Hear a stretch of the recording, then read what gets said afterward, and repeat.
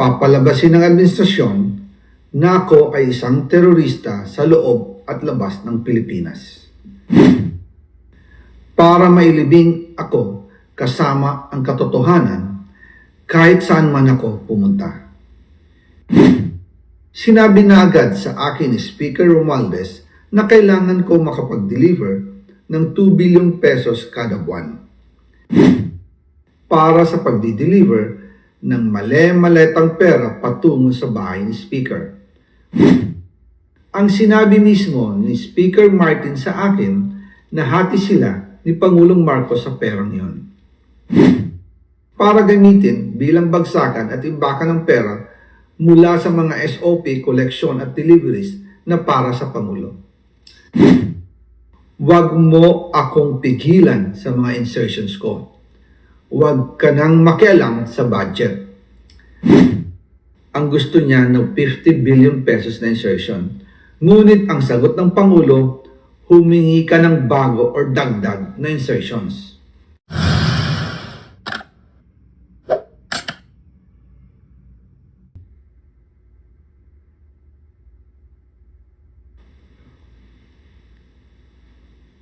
Magandang araw po sa inyong lahat.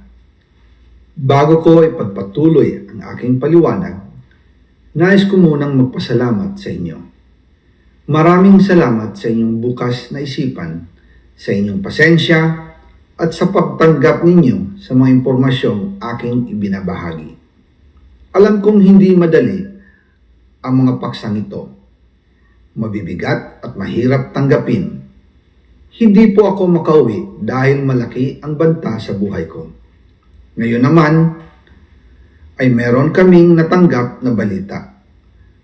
Papalabasin ng administrasyon na ako ay isang terorista sa loob at labas ng Pilipinas. Para mailibing ako kasama ang katotohanan kahit saan man ako pumunta. Pero mahalagang malaman ng taong bayan ang katotohanan. Muli, taos-puso akong nagpapasalamat sa inyong pakikinig. Una po sa lahat, sinasabi ng ICI at ni Henry Alcantara na 21 billion pesos daw ang napunta sa akin. Hindi po totoo yun. Wala akong natanggap na ganyang halaga.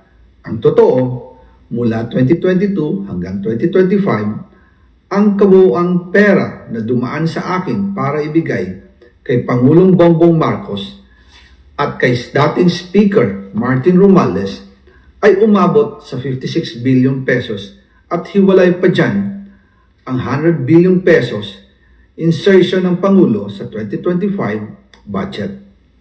Pati na rin ang 97 billion pesos flood control insertion na inilagay sa NEP ng 2026 national budget. Balikan natin kung paano ito nagsimula. Noong 2022, kakaupo ko pa lang bilang chairman ng House Committee on Appropriations, sinabi na agad sa akin ni Speaker Romualdez na kailangan ko makapag-deliver ng 2 billion pesos kada buwan. Makalipas ang ilang araw, tumawag sa akin si Yusek Bernardo.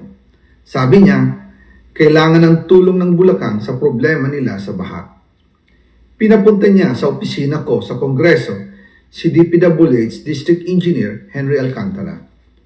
Sa naging meeting namin ni Alcantara, siya mismo ang nag-offer kung paano ang hatian sa mga proyekto ng DPWH.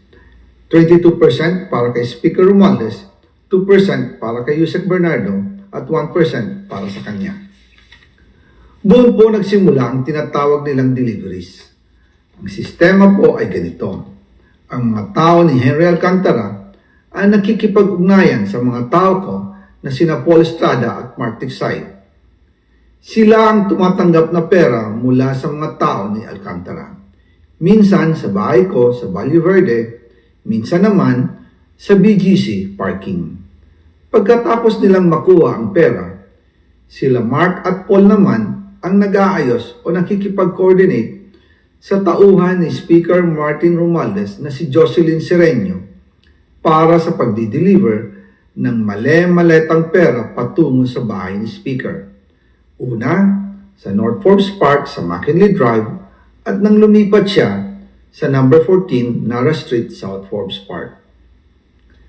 Gusto ko pong linawin, hindi ako nakikialam sa mismong proseso ng paghatid. Dumaan lang po sa akin ang pera na agad dinideliver kay Speaker Romualdez. Ako lang po ang nagko-confirm sa text kay Speaker kapag nadala na ang pera sa bahay niya. At lahat ng ito, mula sa unang utos noong 2022 hanggang sa huling delivery noong 2025. Umabot sa mahigit 55 billion pesos plus ang naihatid sa bahay ni dating Speaker Martin Romualdez. Madalas hindi nabubuo ang hinihinging 2 billion pesos bawat buwan ni Speaker, kaya iyan ang final total. Ang sinabi mismo ni Speaker Martin sa akin na hati sila ni Pangulong Marcos sa perang iyon. Ang listahan ng mga deliveries na ito, kung kailan, magkano, at saan dinala, ilalabas ko po kasabay ng video na ito. Noong November 2024, habang nasa proseso kami ng pagtatalakay ng budget, nakipag-meeting sa amin ni Speaker Martin si Yusek Jojo Cadiz. Sabi niya, masama raw ang loob ni Pangulong Marcos, wala raw siyang natatanggap na remittance. At dahil laging napapagalitan si Speaker Martin ang Pangulo mula Setyembre hanggang November, inutusan niya ako na mag-deliver ng 1 billion pesos para kay BBM. Ayon pa kay Yusek Jojo, nang ipaalam niya ito sa Pangulo, ang utos sa kanya ng Pangulo ay mag-ingat at siguraduhin si Yusek Jojo lang ang maghahatid.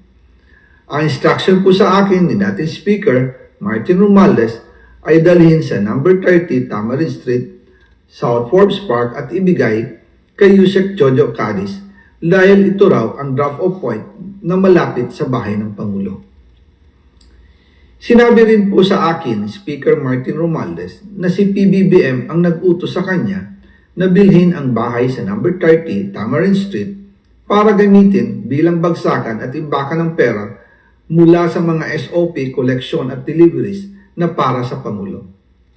Noong December 2, 2024, personal kong i-deliver ang 200 million kay Yusek Jojo Cadiz sa number 30 Tamarin Street, South Forbes Park.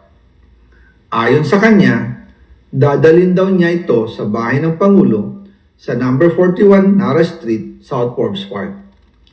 Kasunod dito, noong December 5, 2024, muli akong nag-deliver ng 800 million sa parehong address at Yusek Jojo Cadiz pa rin ang tumanggap. Sabi niya, iyon naman ay dadalhin sa bagong bahay ng Pangulo sa South Forbes Park. Sa kabuuan, 1 billion pesos ang personal kong naihatid.